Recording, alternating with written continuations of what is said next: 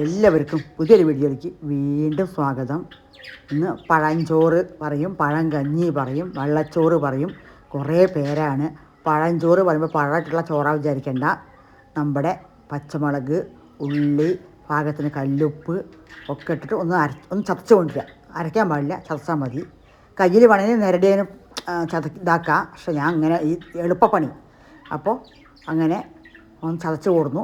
അതിൽ നമുക്ക് വേണ്ടത്ര തൈര്, എത്ര വേണം തൈര് അത്ര പാകത്തിന് തൈര് ഒഴിച്ച് കൊടുക്കാം. പുളിപ്പില്ലാത്ത തൈര് ടേസ്റ്റ് ഉണ്ടാവുക. ഒരുപാട് പുളിപ്പുള്ള തൈര് നന്നായിട്ടുണ്ടാവില്ല. ഒരു പാകത്തിന് ഒരു മീഡിയം പുളിപ്പുള്ള തൈരാണ് സൂപ്പർ ടേസ്റ്റ് ആയിട്ടുണ്ടാവുക. കല്ലുപ്പും ഉള്ളിയും മുളകും ചതച്ചിട്ട് കണ്ടില്ലേ. അതിന് ശേഷം നമുക്ക് തൈര് ഒഴിച്ച് കൊടുത്തിട്ട് മിക്സ് ആക്കിയിട്ട് പിന്നെ നമ്മുടെ വെള്ളച്ചോറ് നമുക്ക് എത്ര വേണോ, കൂട്ടണോ കുറയ്ക്കണോ, തോനെ വേണോ കുറച്ച് വേണോ, ഉള്ളത് വേണോ, എങ്ങനെ വേണമെങ്കിൽ നമുക്ക് ആ വെള്ളച്ചോറ് ഇട്ട് നല്ല കുഴച്ച് കൊടുക്കുക. അടിപൊളി ടേസ്റ്റായ ഫുഡാണ്.